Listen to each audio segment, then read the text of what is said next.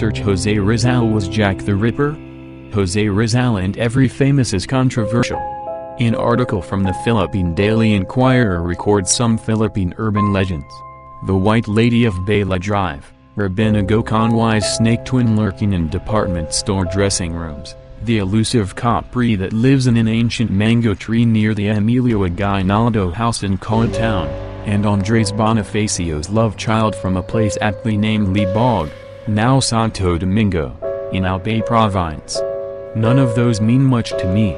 But most of the article is devoted to discussing two other Philippine legends that are of more general interest. The first one is that Jose Rizal, the national hero of the Philippines, Jack the Ripper. The name Jack the Ripper is the best-known name given to an unidentified serial killer who was active in the largely impoverished areas in and around the Whitechapel district of London in 1888. The name originated in a letter, written by someone claiming to be the murderer, that was disseminated in the media. The letter is widely believed to have been a hoax, and may have been written by a journalist in a deliberate attempt to heighten interest in the story. Other nicknames used for the killer at the time were the Whitechapel Murderer and Leather Apron. Jack the Ripper has become the most infamous in the annals of murder. Yet, the amazing fact is that his identity remains unproven today. In the years 1888 to 1891 the name was regarded with terror by the residents of London's East End, and was known the world over.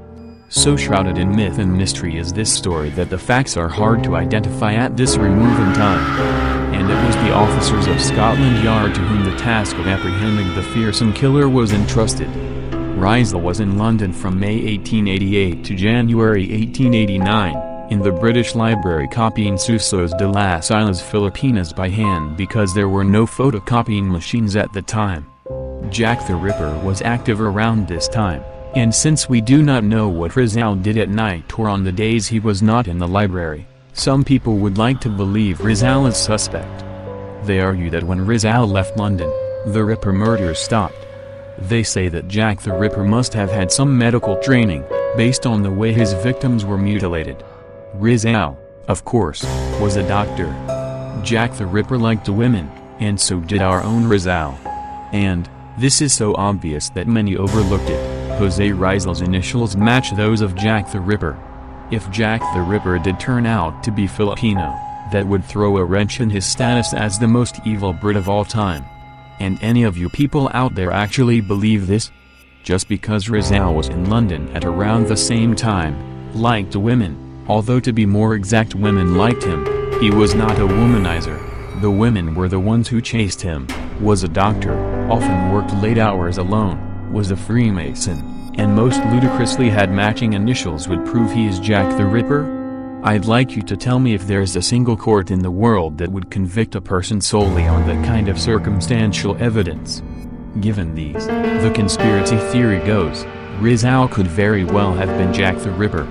Having been in London within the time frame of the murders, he had the opportunity to commit the crimes.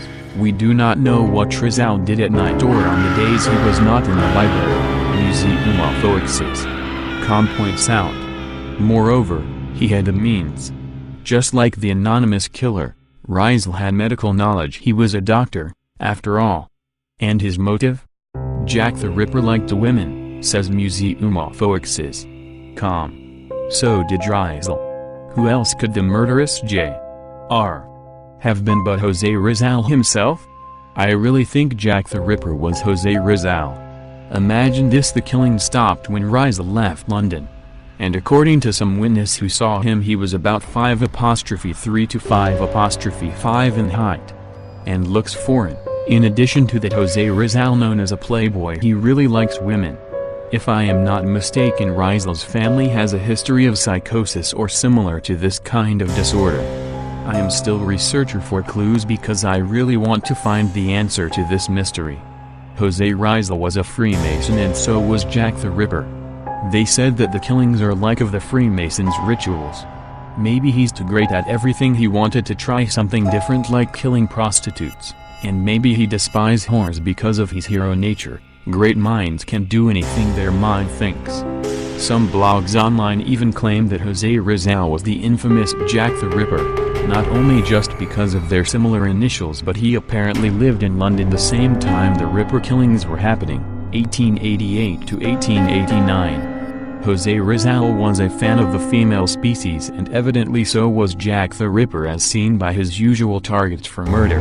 Seems as though Rizal had a lot in common with Jack the Ripper down to his facial hair. Both had dark mustaches. Yet there is not enough evidence to prove these claims true, and why would you want to tarnish the name of our great hero?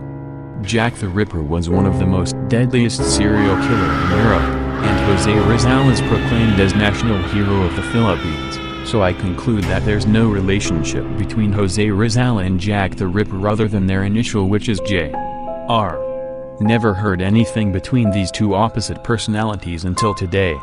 I was looking, I noticed serial killer in Rizal. Okay, I'm in the Philippines and there's no issues, news on a serial killer on the loose, so I googled up and found this. But most of the article is devoted to discussing two other Philippine legends that are of more general interest. The first one is that Jose Rizal, the national hero of the Philippines. One is that Jose Rizal was also Jack the Ripper. Now this is getting interesting.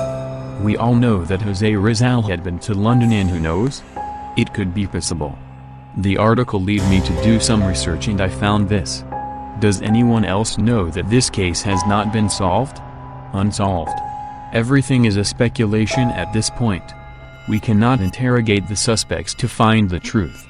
Anyways, here's some investigative work done by amateur sleuth of the Casebook Forum. Casebook.org.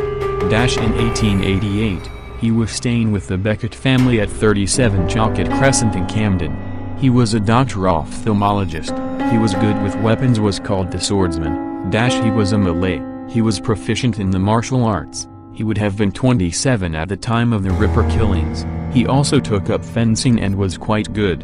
He was short, had dark skin, dark hair, and dark eyes. He came from a well-to-do family, was well-dressed and looked respectable. He came to London on May 24, 1888 on the ship City of Rome. He left London in January of 1889, and the Ripper killings stopped. He was multi-talented, could speak many languages, was a writer, poet, author, sculptor, artist. He was executed in the Philippines on December 30, 1896 at the age of 35, had a romantic relationship with Gertrude Beckett, the daughter of Charles Beckett. He wrote letters to his friend Blumentritt from London. However, there were no letters written to his family or friends from July 1888, November 14, 1888. He was working at the British Library at the time. After he died, his mother tried to procure his assets, which consisted of some pretty nice jewelry including gold cufflinks and other baubles of diamonds and amethysts, gold chain with a red stone seal. Upon further investigation, I also found this. We know that Rizal has a diary and everything he was experienced is written in his diary. Rizal in his diary, January 1986, St. Pancras, London. While up in the attic putting away boxes of Christmas ornaments, the present-day owners of number 37 Chalkett Crescent stumble across a dusty old trunk, which, once the lock is pried open, reveals some very interesting items once belonging to Dr. Jose Rizal. In particular, a diary wherein he confesses to the Whitechapel murders, and a glass jar with half a human kidney preserved in alcohol. Unlike the embarrassing Hitler diaries hoax a few years before, this seems to be genuine. The ink, paper, etc. are from 1888. The handwriting matches Dr. Rizal's.